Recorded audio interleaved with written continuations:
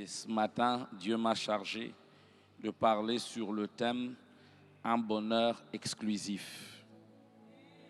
Un bonheur exclusif. Je nous propose 3 textes.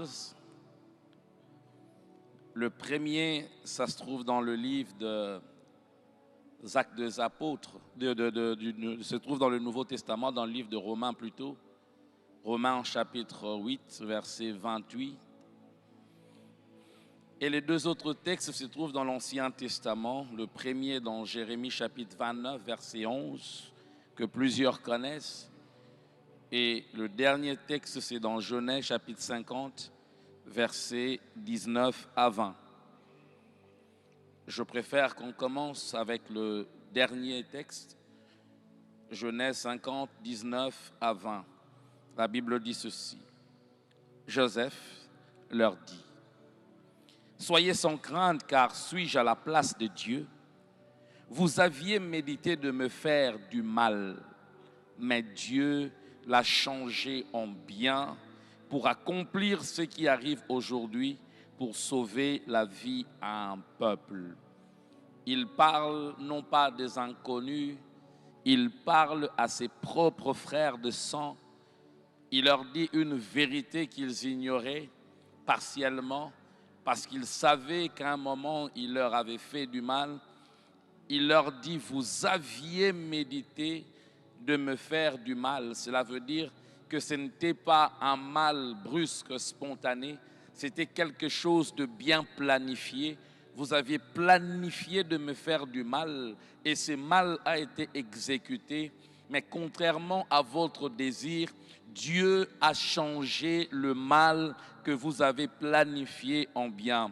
Et ce matin, en tant qu'ambassadeur de Dieu, j'ai la bonne nouvelle d'annoncer à quelqu'un les plans des ennemis, le plan du diable, médité, planifié, conçu contre toi, Dieu va les changer en bien. Puisque tu prêches avec moi ce matin, aide-moi à dire à ton voisin, Dieu changera les plans de l'ennemi en bien en ta faveur. Il dit, vous avez eu le temps de méditer, de me faire du mal, mais bizarrement, pendant que vous méditiez à me faire du mal, Dieu aussi méditait sur votre plan. Il a pris simplement votre plan, il a utilisé dans son plan et cela a changé en bien. Je prie ce matin que les plans contre toi changent en bien au nom de Jésus. Ils seront étonnés de voir, alors qu'ils voulaient te voir périr, ils vont voir ce que Dieu va faire pour toi, mais avec leur plan. Alléluia. Le deuxième texte, c'est dans Jérémie chapitre 29, 11. Le prophète Jérémie dit ceci. « Car je connais le projet que j'ai formé sur vous, dit l'Éternel, projet de paix et non de malheur, afin de vous donner un avenir et de l'espérance. » Quand Dieu dit « je connais », cela ne veut pas dire qu'il a été informé d'une chose. Non, non. Lui-même, il a conçu, il dit « je connais les ABC du projet que j'ai formé ». Ce matin encore, permettez-moi de donner à quelqu'un une bonne nouvelle. Si les hommes ont des projets sur vous, Dieu aussi a un projet sur vous. Et si les hommes ont des projets contre vous, Dieu a des projets pour vous. Ce qui est bien, c'est que les hommes peuvent perdre leurs projets sur vous, mais Dieu ne perdra jamais et au grand jamais ses projets sur vous. Romains chapitre 8, verset 28. Là, c'est l'apôtre Paul qui s'adresse aux Romains.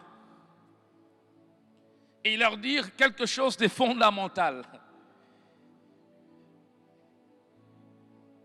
L'apôtre leur dit, nous savons du reste.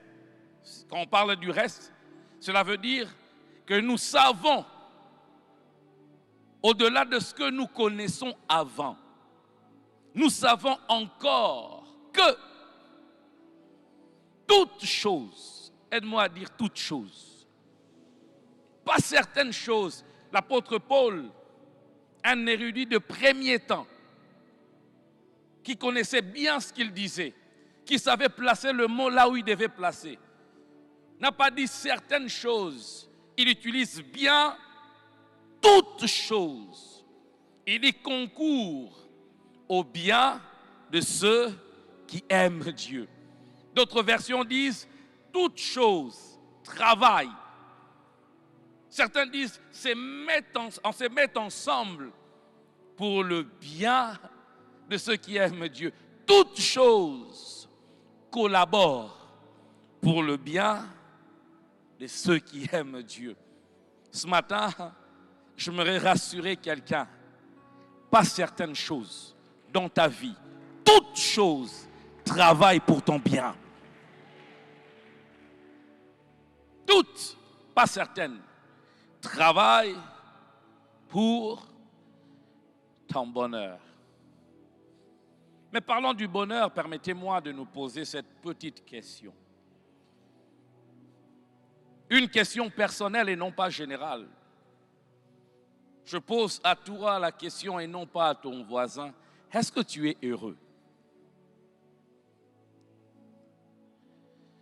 Est-ce que tu vis le bonheur? C'est vraiment une question. Est-ce que tu es heureux ou tu vis le bonheur? Qui vivent le bonheur? Levez la main. Amen. Qui ne vivent pas encore le bonheur, levez aussi la main. Pas grave. Je ne vous condamne pas. Ce n'est qu'une question. Toi, tu ne vis ni l'un, ni l'autre.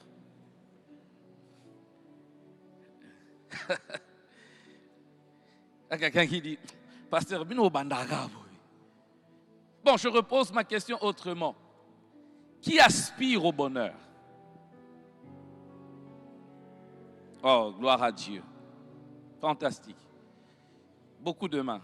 Bon, qui n'aspire pas au bonheur? Toi, tu ne lèves toujours pas la main.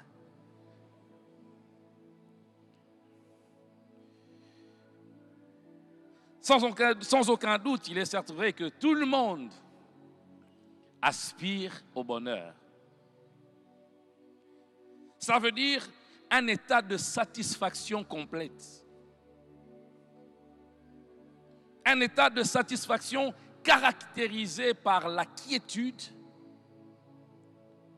caractérisé par la durabilité, mais surtout la stabilité. Tout le monde aspire à ça, n'est-ce pas? Bonheur, état de satisfaction caractérisé par la stabilité, la quiétude et la durabilité. Le bonheur est très différent du plaisir. Le plaisir, c'est un état de satisfaction éphémère, mais aussi instinctif. Le plaisir ne dure pas et ne touche pas notre être profond. Le plaisir est souvent, généralement, superficiel. Dieu, lorsqu'il a créé l'homme, il a créé avec le désir et le but qu'il soit heureux, qu'il vive le bonheur au vrai sens du mot. Quand il a fini de tout créer le cinquième jour, il a créé l'homme, la Bible dit, il a pris l'homme, il l'a placé dans le jardin. C'était déjà l'intention de Dieu que l'homme vive le bonheur. Et l'homme, dans le jardin d'Éden, vivait le bonheur parfait. Jusqu'au jour où, sous l'instigation du serpent, l'homme a péché contre Dieu. Il a désobéi. En faisant quoi? En mangeant le fruit de l'arbre interdit. L'homme est allé, il a pris. Ce n'est pas le serpent qui a pris à sa place. L'homme a cueilli le fruit et a mangé.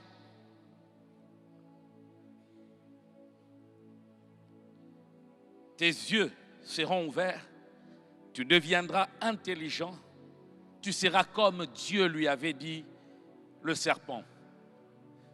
Quand il a mangé, c'est vrai, ses yeux se sont ouverts. Intelligent est-il devenu? Plus je ne sais pas, alors qu'il était déjà créé à l'image de Dieu. Il a découvert qu'il a été nu, ce qu'il ne savait pas avant. Mais aussi, il a découvert le goût, la saveur de ses fruits. Adam nous dira plus tard, était sucré, salé, on ne sait pas. Il a découvert la saveur de ses fruits. Oh! Mais quelque temps après, certainement, il s'est rendu compte que la saveur qu'il avait quand il mangeait le fruit, cette satisfaction qu'il avait quand il mangeait le fruit, s'était dissipée, c'était parti. Il s'est donc rendu compte que c'était juste un plaisir d'un temps. Ce n'était pas le bonheur, comme le diable l'avait dit, ce n'était qu'un plaisir. Une satisfaction éphémère qui est partie.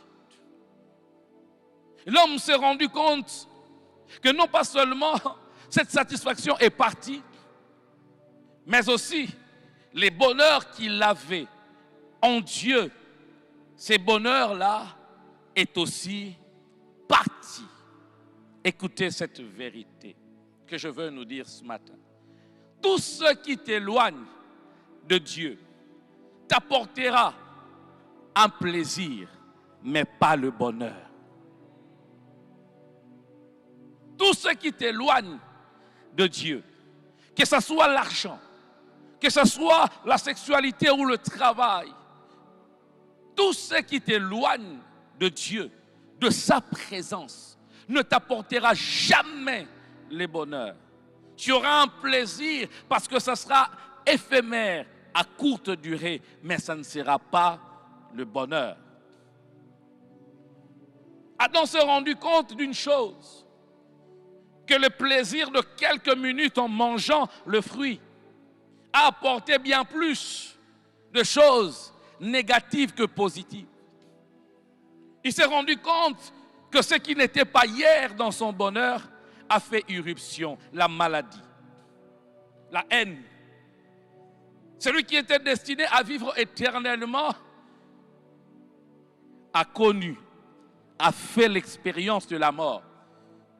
Les jours où il a vu son fils étalé par terre, sans vie, il a compris que le plaisir éphémère était très dangereux. Voilà pourquoi je voudrais dire à quelqu'un, fais attention au plaisir. Un plaisir de quelques minutes peut t'emmener de malheur de plusieurs années. Un plaisir d'un instant peut compromettre toute une destinée. Que des gens qui ont perdu la destinée simplement parce qu'ils ont eu de rapports intimes de quelques secondes ou de quelques minutes. Simplement, il a voulu prendre quelque chose, voler quelque chose. Et c'était fini pour lui. Je prie que l'Esprit de Dieu puisse te donner l'intelligence de vivre dans les contentements et la satisfaction de ce que Dieu te donne en ces temps.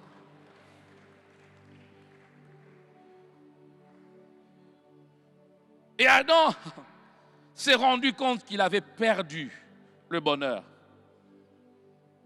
Mais ce que j'aime avec Dieu, peu importe la gravité de notre péché ou de nos erreurs, cela ne change en rien la nature de Dieu.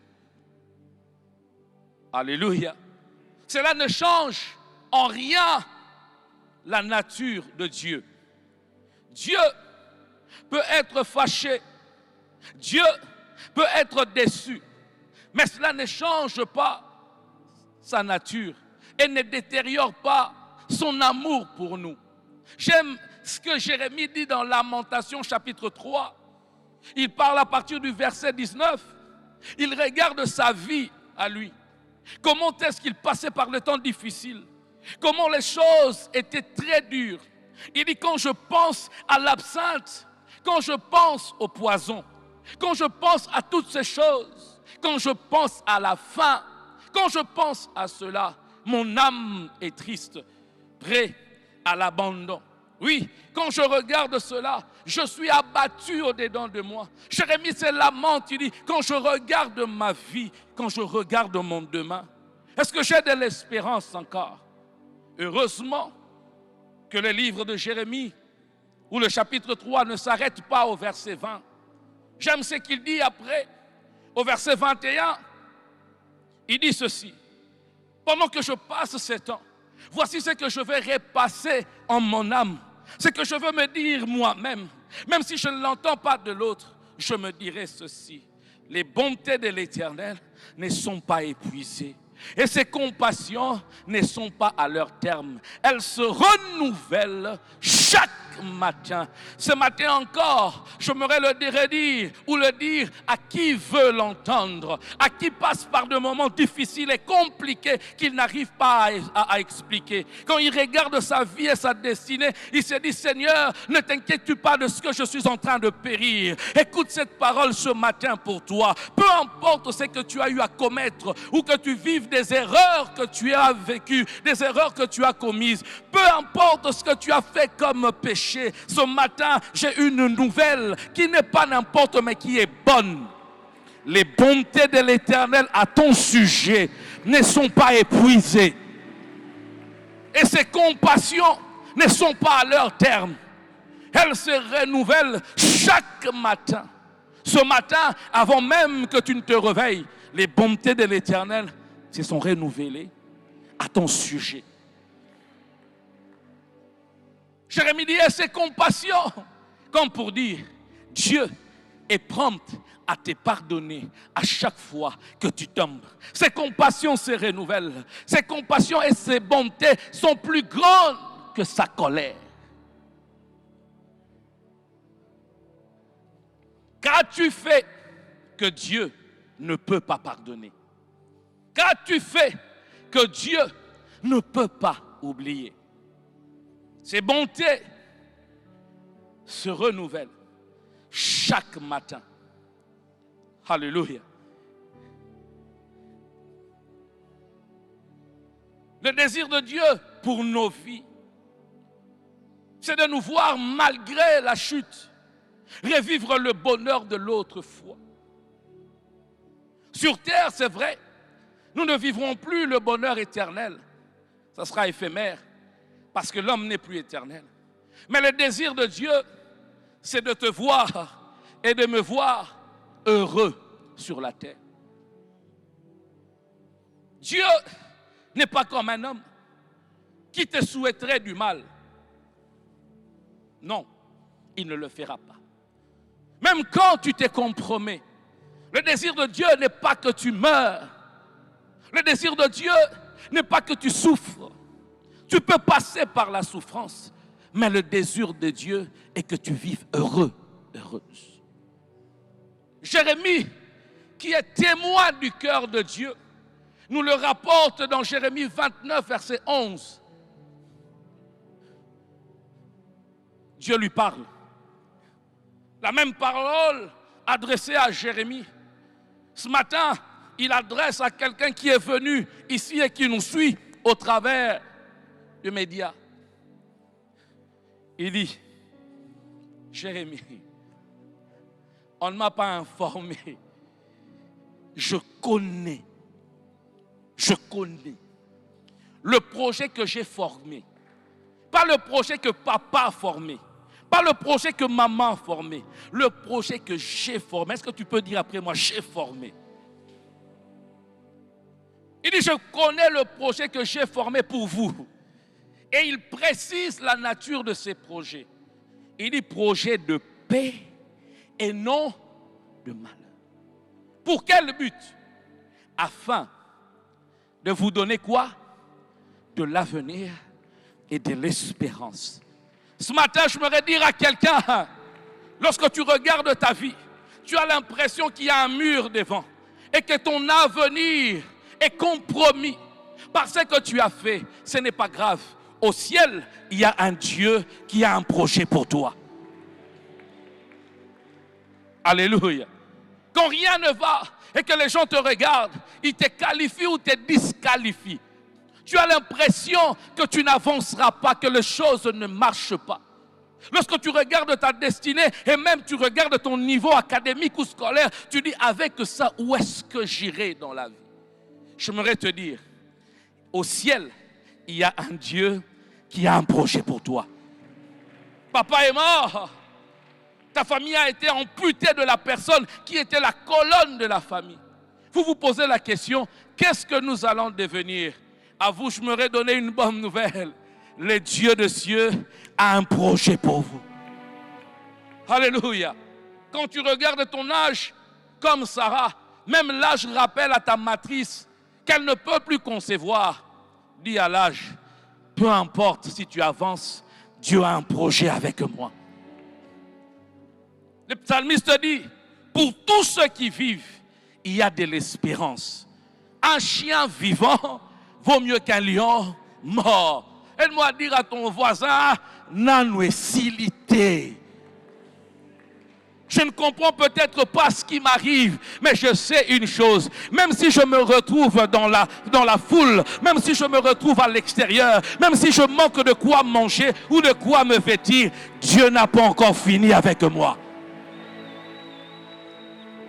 Les hommes peuvent te retirer de leur projet, mais Dieu ne te retirera pas de ce projet. Parce que toi, tu es l'acteur principal de ton projet. Je bénis Dieu, autant les ennemis forment le projet, Dieu aussi forme le projet. Donne-moi un amen, je veux te bénir. Tes projets pour ta vie peuvent échouer, mais les projets de Dieu pour ta vie n'échouera jamais. J'ai essayé de regarder le CV de Dieu.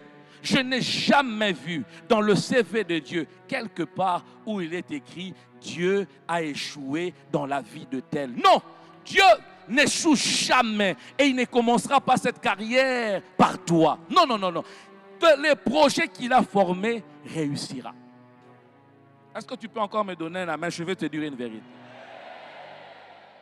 Même si il arrivait que tu meurs aujourd'hui, Dieu est capable de te ressusciter afin que son projet s'accomplisse dans ta vie. Alléluia. Les sœurs de Lazare sont allées dire à Jésus, ton ami va mourir, il est malade. Jésus dit, laissez tomber.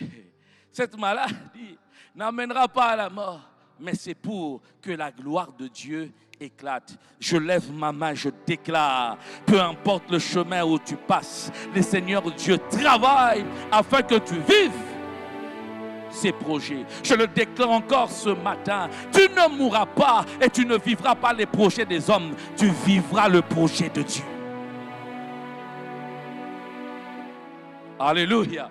Tu vivras les projets de Dieu. Un jour,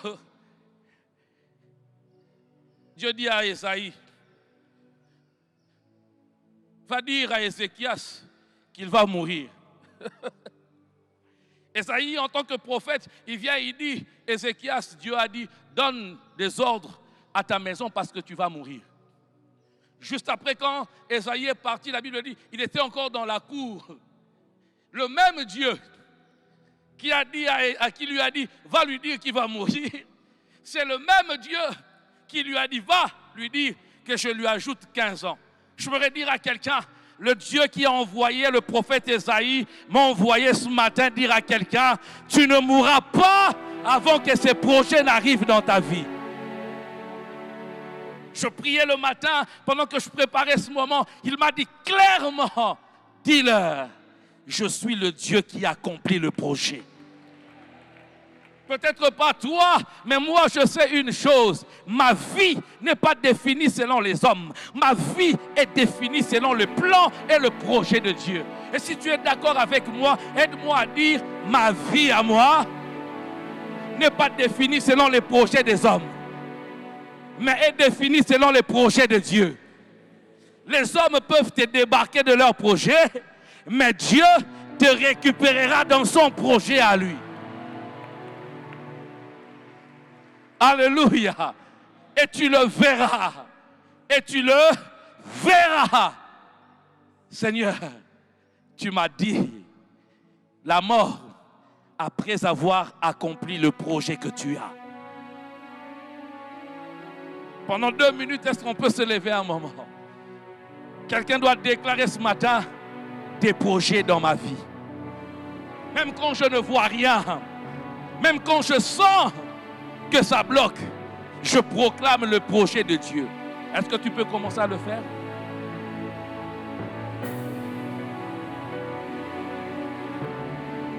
Juste quelques 2-3 minutes. Hein.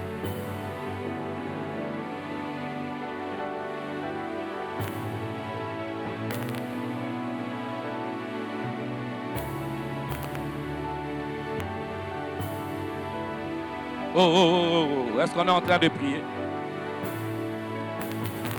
Tes projets, tes projets. Papa est mort.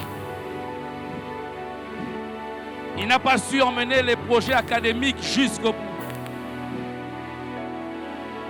Maman est morte. Tes projets, tes projets, tes projets, tes projets, tes projets dans ma vie. Je connais le projet que je formais pour toi. Ce n'est pas un projet de maladie. Un projet de paix. J'entends quelqu'un le déclarer à haute voix. J'entends quelqu'un dire, Satan, écoute. Écoutez-moi ce matin. Dieu a un projet dans ma vie. Même si je traverse la vallée de l'ombre de la mort, je ne crains aucun mal.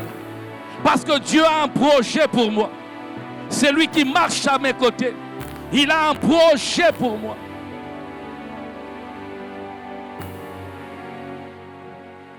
Déclare-le encore pendant 20 secondes par le projet de papa, par le projet de maman, mais le projet de Dieu, le projet de Dieu, le projet de Dieu dans ma vie, le projet de Dieu dans ma vie, même si je ne vois que du noir, même si je n'ai pas de l'espérance, mais j'ai un projet, le projet de Dieu dans ma vie, c'est oui et amen.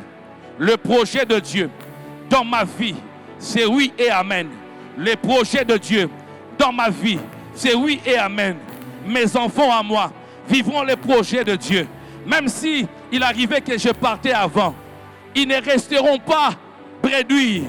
Dieu a un projet pour eux. Dieu a un projet pour nous. Au nom de... Reprenons nos places. Je connais le projet que je formais pour toi. Projet de paix et non de malheur. Mais quelqu'un dira, mais pasteur, mais à l'entretemps, ce que je vis est contraire aux promesses de Dieu dans ma vie. Je vis le malheur des situations que je n'arrive pas à comprendre. Pourtant, je prie, je crains Dieu, mais regarde ce que je vis. Que des injustices et des humiliations. À mon âge, je vis encore sous les toits parentaux. C'est ma mère qui pourvoit ma nourriture. À mon âge, je ne sais même pas si un jour je veux me marier. Ce que tu vis est contraire à la promesse de Dieu. Je suis fatigué de cela et pourtant, il a un projet. Mais qu'est-ce qui se passe? Il y a un écart entre ce que je vis et ce qu'il dit. J'ai une bonne nouvelle encore pour quelqu'un ce matin. Aide-moi à dire à ton voisin, le pasteur a une bonne nouvelle pour toi. La bonne nouvelle que j'ai pour toi, je l'ai tirée dans Romains 8, 28. C'est l'apôtre Paul qui s'adresse aux Romains. Il leur dit cette phrase magistrale. Toute chose concourt au bien, pas au malheur, au bien de ceux qui aiment Dieu. Alléluia. Ce matin, je voudrais te dire, toute chose concourt à ton bien. Quand on dit concourir, cela veut dire travail. Toute chose travaille, se mettent ensemble, collabore pour ton bien. Même si c'est issu de tes propres erreurs, Dieu prend tes erreurs, il le met dans sa recette. La recette de Dieu n'est pas seulement faite de choses que tu aimes. La recette de Dieu est faite même de choses qu'on n'aime pas. Je ne suis pas un cuisinier, un franc cuisinier, non. Mais quand on prépare un repas, une bonne recette est l'ensemble de plusieurs ingrédients. Certains sont bons à manger cru, d'autres ne le sont pas, n'est-ce pas? Quand tu prends la feuille de laurier, qu'on appelle en français quoi? L'ikasa. Quand tu prends ça, si tu manges, est-ce que c'est bon? Non. Quand tu prends la viande crue, est-ce que tu peux la manger comme ça? Non. Quand tu prends de l'huile à côté, est-ce que tu peux l'avaler comme ça? Non. Le sel, tu peux prendre où c'est un peu bon. Mais quand tu finis de préparer et que tu nous apportes un bon poulet, ces poulets-là, c'est quoi? C'est l'ensemble des choses qui avant n'étaient pas bonnes à manger cru et des choses qu'on pouvait manger cru. C'est l'ensemble qui a donné cette recette-là. Et la recette de Dieu, c'est de prendre des choses difficiles que tu traverses et des choses bonnes que tu traverses, le mettre ensemble et donner un bon projet pour toi. Alléluia. Même quand tu traverses la vallée de l'ombre de la mort, ce n'est pas grave. Les situations difficiles, Dieu le prenne, il le met dans son projet. Pourquoi? Parce que même dans la situation difficile, tu apprends une leçon. Alléluia. Et c'est ça la recette de Dieu. Paul dit, toutes choses travaillent ensemble pour le bien de ceux qui aiment Dieu. Joseph, qui illustre mieux ces passages, dira à ses frères, Dieu a pris votre méditation, les mal que vous avez voulu me faire, il a placé dans son projet et il a transformé en bien. Écoutez, si tu connais cette vérité, tu ne maudiras pas tes ennemis. Tu comprendras pourquoi Dieu a dit, bénissez vos ennemis, ne les maudissez pas. Pourquoi? Parce que même tes ennemis travaillent pour ton bien. Pourquoi je vais maudire quelqu'un qui travaille pour mon bien? Même Satan, je ne peux pas les maudire. Même Satan, il travaille pour mon bien. En d'autres termes, en d'autres termes. Alléluia. Le mal qu'on a voulu te faire, Dieu va les changer en bien. La marmite de Dieu, quand ça bouille, il le met au feu. Ça transforme le mal en bien. Voilà pourquoi, si tu comprends ces choses, tu ne seras pas rancunier à l'égard des gens. Quand Joseph a vu ses frères, il était joyeux de les voir. Quelqu'un d'autre pourrait se dire, oh, maintenant, je vais vous rendre la monnaie de la pièce. Mais Joseph se dit, si je suis ce que je suis, maintenant, Premier ministre, c'est à cause de mes erreurs. J'ai amplifié les rêves que Dieu m'a donnés. C'est parce que vous m'avez vendu. J'étais devenu esclave. Oh, merci à la femme de Potiphar. Merci Potiphar, parce que tu m'as envoyé à la prison de Pharaon. Si tu ne m'avais pas envoyé à la prison, est-ce que j'allais rencontrer les deux autres serviteurs de Pharaon? Non. Je suis sûr que ce que Joseph a fait avec ses frères, il a fait aussi avec Potiphar. Potiphar, la pongi, dors bien. Ce que je suis devenu, c'est parce que tu as eu à faire cette chose contre moi. Aide-moi à dire à ton voisin, ne maudis pas tes ennemis, même en rêve. Parce que ce qu'ils font, ils travaillent pour ton bien. Par contre, au lieu de le maudire, prie pour eux. Seigneur, bénis Potiphar de m'avoir vendu ici. C'est dur, mais ce que je sais, un jour, c'est moi qui régnerai là-bas. Alléluia. Mais permettez-moi dans les minutes qui arrivent de fixer quelque chose de ce texte principal de Romains 8, 28. Paul dit, toute chose concourt pour le bien de ceux qui aiment Dieu. Premièrement, quand il dit toute chose concourt, il ne fait pas allusion au hasard. Les choses ne travaillent pas d'elles-mêmes d'une façon hasardeuse. Non. C'est Dieu qui crée des circonstances, qui marie les circonstances pour aboutir à ses bonheurs. Il est là, Jonathan, au bas la faveur, n'a hasard été. Si toi tu as marié ta femme par hasard, moi je sais que la mienne, Dieu a fait concourir les circonstances pour que je la rencontre. Il y a des hommes qui disent, yo m'en a balé par hasard. Chez ceux qui craignent Dieu, il n'y a pas de hasard. Toute chose concourt au bien de ceux qui aiment Dieu. Ce Dieu qui travaille, celui qui fait concourir, celui qui est le maître de toutes choses. Derrière ce que nous voyons, il y a le Dieu invisible. Pas besoin de dire, si on a combien de chance, si je suis arrivé ici, c'est mon chance. Non, il n'y a pas de chance là. C'est Dieu qui a travaillé pour que tu deviennes ce que tu es. La deuxième chose que je m'aurais fixée, c'est que l'apôtre Paul dit, Dieu fait concourir les choses, non pas pour le bien de tout le monde, non. Il fait concourir les choses pour le bien de ceux qui aiment Dieu. Alléluia. Ah oui, Dieu fait concourir les choses pour le bonheur de ceux qui aiment Dieu. Ce n'est pas un bonheur inclusif, c'est un bonheur exclusif, réservé à ceux qui aiment Dieu. C'est un bonheur qui exclut tous ceux-là qui n'aiment pas Dieu. C'est un bonheur qui est réservé à une catégorie de personnes, aux personnes qui aiment Dieu. Mais pasteur, me diront certains, mais nous tous, nous aimons Dieu. Ah bon, c'est vrai. Tous aimons Dieu. Laissez-moi vérifier.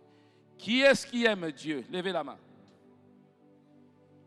Qui sont ceux qui aiment Dieu? Oh. Et je repose encore la question.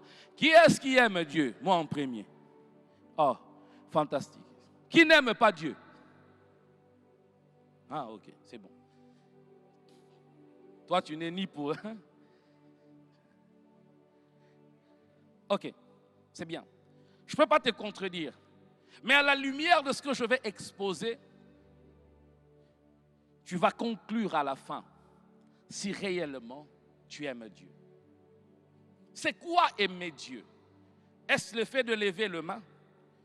Est-ce le fait de le dire expressement par une voix audible? Est-ce le fait de s'exprimer, le dire tout haut, j'aime Dieu? Peut-être, mais la Bible à moi me dit autre chose. Aimer Dieu, c'est quoi? Jean, chapitre 14, verset 15. Premièrement, c'est Jésus qui dit, si vous m'aimez, gardez mes commandements. Ok? Aimer Dieu, c'est quoi? Garder ses commandements. Quand vous lisez le verset 21 jusqu'au 24, Jésus insiste là-dessus. Il insiste sur le fait que aimer Dieu veut dire garder ses commandements. Garder les commandements n'est pas synonyme de prendre la parole de Dieu et la placer dans un tiroir. Garder la parole de Dieu, ce n'est pas synonyme de pouvoir la mémoriser. Non, ce n'est pas de l'intellect. Garder ici veut dire mettre ma parole en pratique. Celui qui aime Dieu met la parole de Dieu en pratique.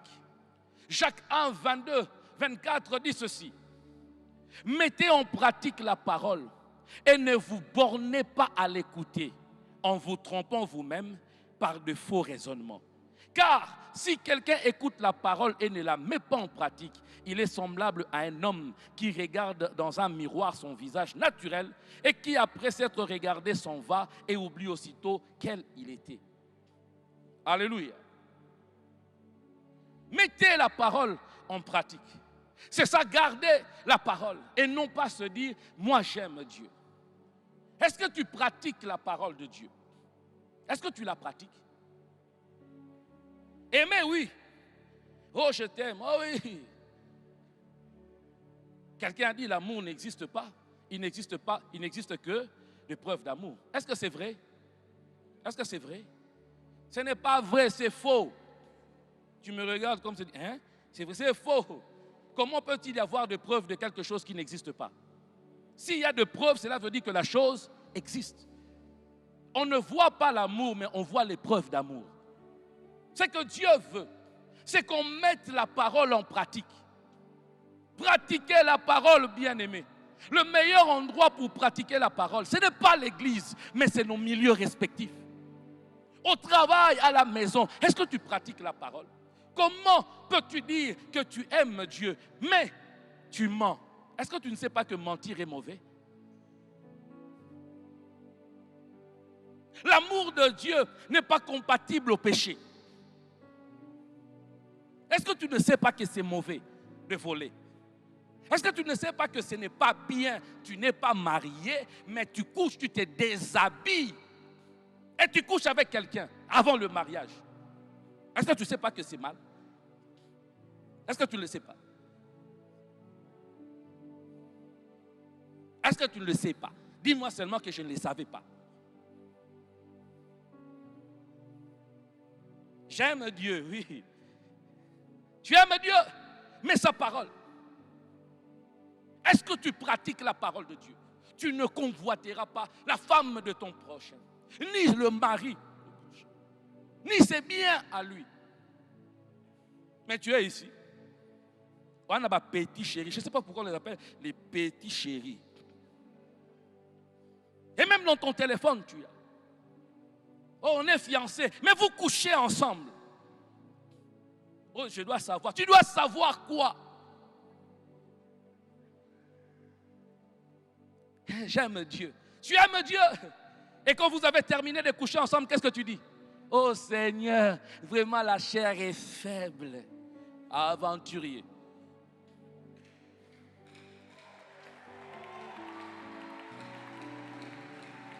Pasteur, la plupart des gens, quand ils viennent nous modérer de foi, tu le vois pleurer. Seigneur, je t'aime. Il pleure, non pas parce qu'il est touché par l'esprit, mais parce qu'il venait de tomber là-bas.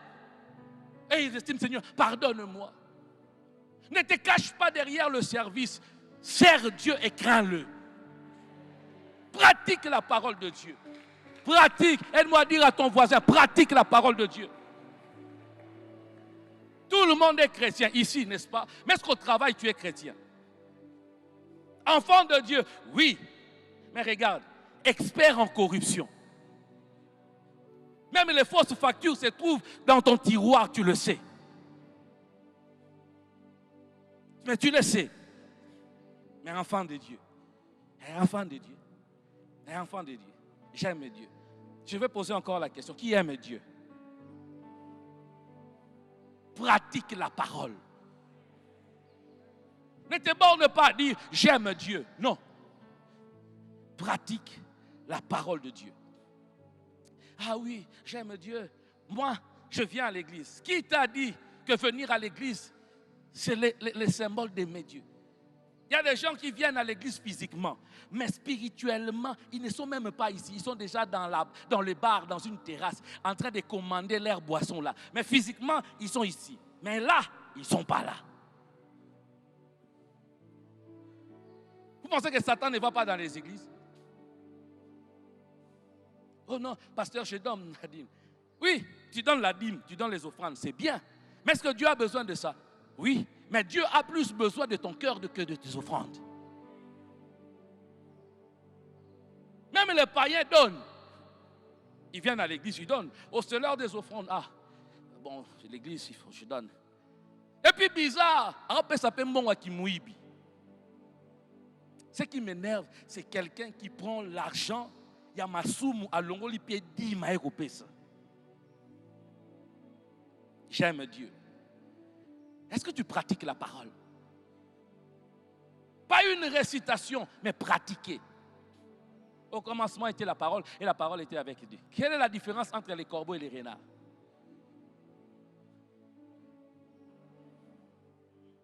Aimer Dieu, c'est quoi? Deuxièmement, aimer Dieu, c'est aussi aimer son frère. Ah oui, quand je parle de frère, je ne parle pas que de frère biologique ou de frère en Christ, mais je parle aussi du prochain. L'apôtre Jean le dit dans 1 Jean, chapitre 4, verset 20 à 21, il dit, si quelqu'un dit j'aime Dieu, et qu'il haït son frère, c'est un menteur. Or, nous savons tous que les menteurs n'hériteront pas du royaume de Dieu. Car, comment peux-tu prétendre aimer le Dieu que tu ne vois pas et ne pas aimer le frère que tu vois? Qui a déjà vu Dieu? Qui a déjà vu Dieu? Oh Seigneur, je te vois, tu es ici. Est-ce qu'il a la barbe? Ceux-là qui ont vu Dieu, Dieu est comment? Est-ce qu'il a la barbe? Il a des cheveux blancs. Il est court. Il est long. Élancé. Gros. Est-ce que Dieu a des paquets? Comment peux-tu aimer Dieu que tu ne vois pas? Mais ne pas aimer le pasteur Mouchipaï que tu vois. Ne pas aimer le pasteur Yolande que tu vois. Et ne pas aimer moi que tu vois. Parce que et des fois, on déteste des gens gratuitement. Fier. Azalaka fierté, azalaka timide.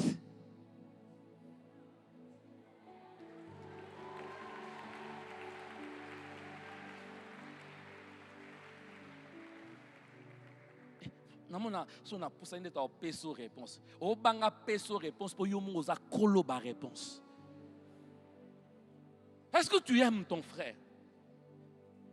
Écoutez, la Bible dit, tous les commandements se résument en un seul. Tu aimeras ton Dieu et tu aimeras ton prochain. Si tu aimes ton prochain, tu ne lui feras pas du mal. Tu ne convoiteras pas son poste. Tu ne convoiteras pas sa femme. Tu ne convoiteras pas ses habits. Tu ne vas même pas les tuer, ni physiquement, ni en parole. Combien sont là? Nous nous connaissons. Tu vois l'autre. Il vient à l'église avec un seul habit. Chaque dimanche, et même dans le service, tu sais qu'il n'a pas. Mais toi, tu as. Où sont les chrétiens qui partagent sans qu'on leur demande? Et même quand ils donnent au social, ils ne donnent pas des choses valeureuses. Ils regardent quelles chaussures je ne mets pas. Prenez les histoires que les enfants ne portent pas, qui ne portent plus, qui n'ont pas de valeur. Allez donner ça à ceux-là qui manquent. Combien?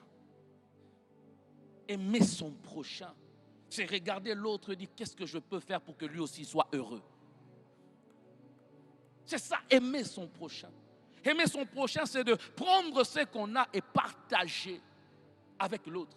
Qui sont les chrétiens qui se disent « Je veux me sacrifier pour que lui puisse avoir ». On vient à l'église, mais même plusieurs ne se saluent que quand le pasteur dit « Est-ce que tu peux saluer ton voisin ?» On se lève, on se dit on est frères, mais même pas un bonjour. Quand on aime son prochain, on ne méditera pas le mal pour lui. Aimer son prochain qui est sa femme, tu ne peux pas prétendre aimer ta femme et la tromper. Tu ne peux pas prétendre aimer ton mari et le tromper. Aimer ton fiancé et le tromper. Tromper sa femme ou son mari, ce n'est pas seulement coucher avec d'autres, mais c'est aussi lui mentir sur ton salaire.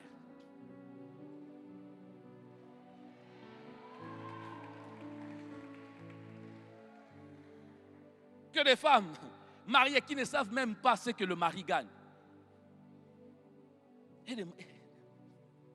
Il gagne 500, mais la femme sait qu'il gagne 250. Et puis il dit, chérie, je t'aime. Yo, yo, bolingo nanga, eh. Menteur. Tu n'aimes pas ta femme. Et même des femmes à qui les frères et sœurs envoient un peu d'argent, mais qui cachent à leur mari. Le mari n'a rien. Quand il rentre, il trouve qu'on a préparé. Mais dans cette maison, il n'y avait rien. Comment vous avez préparé? J'avais gardé un peu d'argent. Mais tu avais eu ça où? Est-ce que tu aimes ton frère? Est-ce que tu aimes ta soeur? Un jour, on roulait avec le docteur Atoms. Il y a eu des mendiants qui ont entouré les véhicules et qui demandaient. J'allais les repousser. Il m'a dit non, ne le fais pas. S'ils demandent, c'est ceux qui sont dans le besoin. Et si on a, on donne. On a pris ce qu'on avait, on donnait. Le prochain, ce n'est pas seulement moi, votre pasteur. Et vous n'avez ça la pasteur Bolam. Non. Est-ce qu'on connaît la voisinité? Est-ce qu'on connaît la voisinité? Alléluia. Faire du bien au prochain, ce n'est pas seulement lui emmener de l'argent. C'est peut-être à la fin du culte lui demander, est-ce que je peux prier pour toi? Alléluia. Que des égoïstes à l'église. Que des égoïstes à l'église. Que des égoïstes à l'église. Que des égoïstes à l'église. Que des égoïstes à l'église. Mais on se dit, j'aime mon frère.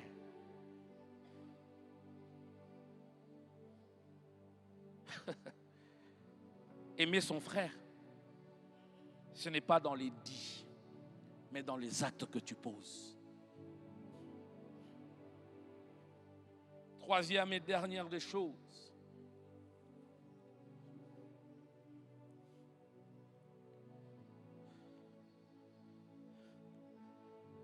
Aimer Dieu, c'est haïr le mal. Psaume 97, verset 10, la Bible dit, vous qui aimez l'Éternel, haïssez le mal. Il garde les âmes de ses fidèles. Il les délivre de la main des méchants. Vous qui aimez Dieu. Le psalmiste précise, pas tout le monde, mais ceux-là qui prétendent aimer Dieu. Haïssez le mal.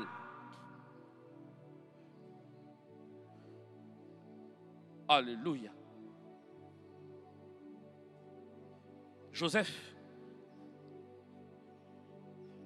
pouvait se dire en Égypte, Dieu m'a abandonné. Pouvait trouver en la proposition de la femme de Potiphar une opportunité. Mais Joseph dit à la femme de Potiphar, comment ferais-je un aussi grand mal à Dieu?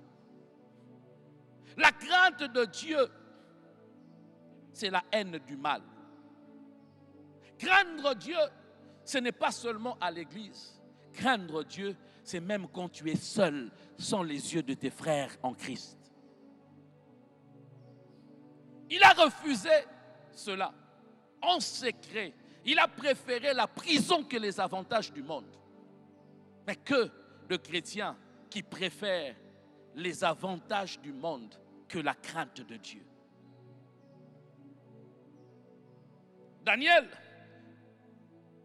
arrive à Babylone avec les autres amis, Shadrach, Meshach et Abednego. On les convie à la table du roi. Les mets qu'on le servait, les viandes là venaient de viandes qu'on sacrifiait aux idoles. Daniel se dit, ce n'est pas parce qu'on est à Babylone que nous devons désobéir à Dieu. Même ici, nous ne mangerons pas cette nourriture-là. La haine du mal C'est la crainte de Dieu.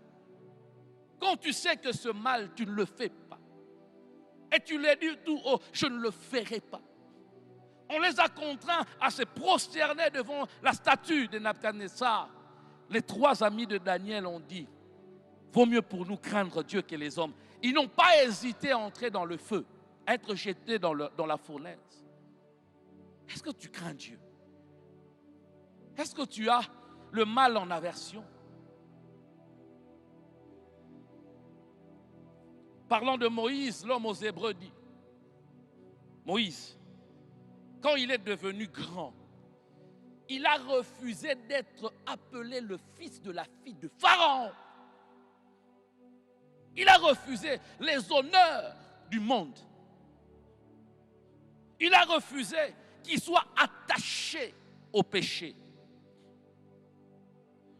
Il a dit, vaut mieux pour moi être bas avec Dieu que d'être haut avec le monde. Que de gens qui échangent leur foi chrétienne pour de postes ministériels, pour de postes dans les cabinets, qui couchent avec tel ou tel pour être promus, eux, à voir du travail. Horreur et honte à toi. C'est parce que tu ne connais pas la valeur de ton Dieu. Même si les gens ne voient pas, ce n'est pas grave, mais Dieu te voit. Aimer Dieu, c'est le craindre même en secret. Aimer Dieu, c'est de savoir dire, oh, le chef a commis une erreur. Ce n'est pas 5, ce n'est pas 100 000 $, c'est 10 000. Je restitue cela. Qui sont encore ceux-là qui craignent Dieu? Ceux qui craignent l'Éternel dans nos églises deviennent des denrées rares. Je l'ai dit au premier culte, je le redis encore parce que c'est une vérité biblique.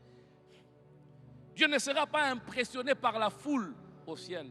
Du reste, Jean a vu déjà des myriades d'anges chanter pour lui. Ce n'est pas la foule qui impressionne Dieu. Beaucoup diront en ce jour, Seigneur, Seigneur, n'ai-je pas balayé l'église en ton nom? N'ai-je pas modéré à fil en ton nom? N'ai-je pas prophétisé en ton nom? Il leur dira, oh, vous aussi vous étiez des prophètes. Ce qui impressionne Dieu, ce n'est pas le service. Ce qui impressionne Dieu, c'est le changement. Dieu peut utiliser un arbre pour prophétiser. Ce n'est pas parce que je prophétise que je crains Dieu. Il y a de prophètes impudiques, il y a de pasteurs impudiques, de chantres impudiques,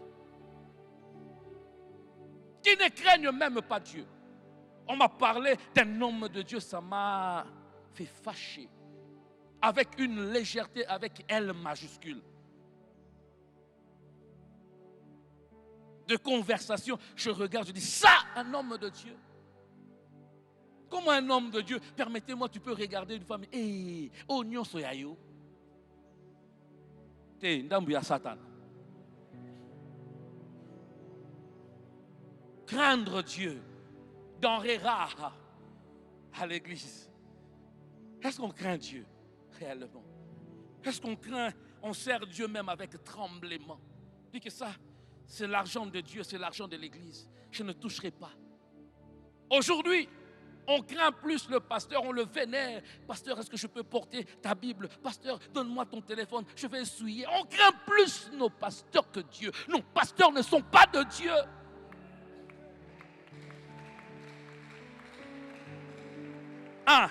Je vais mourir, ce corps va pourrir. Alors, si au lieu de me craindre plus que Dieu, je préfère même que tu ne me respectes pas, mais que tu respectes ton Dieu. Ne fais pas semblant de me respecter alors que tu ne respectes pas Dieu. Écoutez ceci. Depuis la Genèse jusqu'à l'Apocalypse, la Bible démontre clairement que tomber ou demeurer dans le péché est un choix personnel. Quand tu tombes, ce n'est pas que le diable m'a fait tomber. Non. Le diable t'a conseillé, mais c'est toi qui as pris le fruit. Quand tu demeures dans le mensonge, c'est un choix. Demeurer dans l'impudicité, c'est un choix. Demeurer menteur, c'est un choix. Il ne faut pas te dire, oh non, c'est le diable. Non. Dans le processus de la chute, le rôle du diable, c'est de t'instiguer.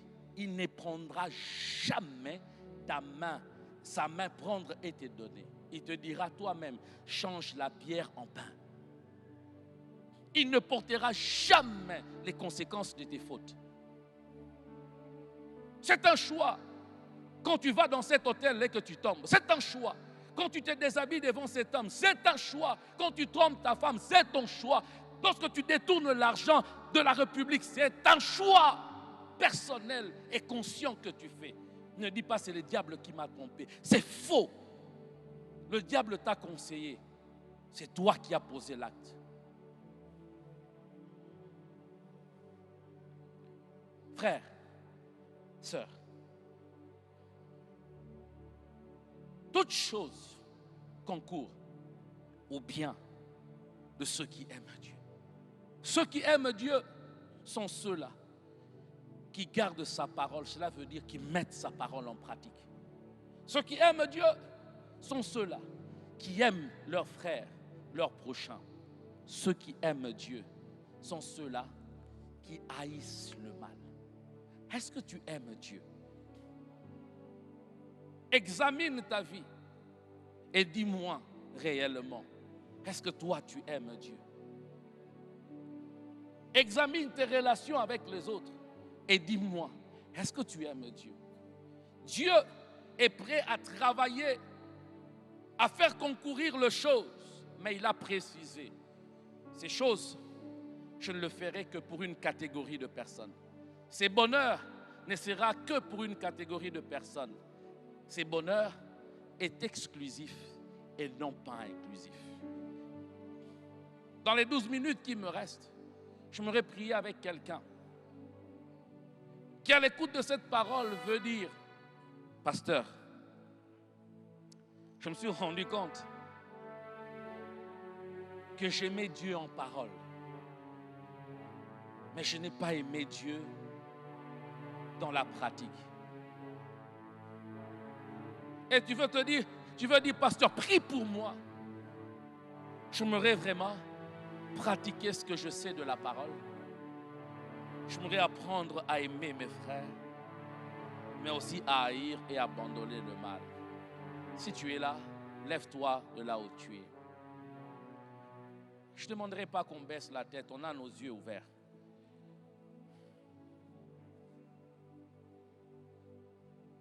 Si tu es là, lève-toi et je veux prier pour toi. Merci. Nous gardons nos yeux ouverts. Merci. Merci pour ceux qui se lèvent au balcon. Merci. Merci. Ah, si les choristes peuvent nous aider, ne fût-ce qu'à chanter ces cantiques. Naye opetola bomo inanga namakila. Il y a plusieurs qui devaient se mettre debout. Et tu le sais. Que tes actes prouvent à suffisance que tu n'aimes pas Dieu. Est-ce parce que j'ai demandé à ce que les gens aient des yeux ouverts?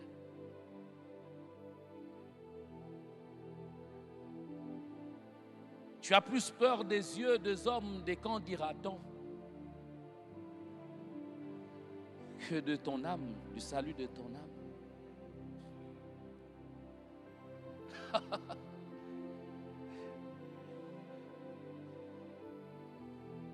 Tout à l'heure, j'inviterai le pasteur Yolande, il viendra prier pour vous tous qui êtes debout. Je suis convaincu d'une chose, que l'Éternel, qui aujourd'hui vous a convaincu de vous lever et qui a commencé avec vous ce travail de la transformation, le rendra parfait jusqu'à l'avènement de Jésus. Je suis convaincu d'une chose, qu'en vous sommeillez des champions de l'Évangile. Ainsi le Père n'aura pas honte et ne va pas se résigner à regarder votre vie apprendre de vos erreurs, vos victoires, travailler pour votre bonheur. Alléluia.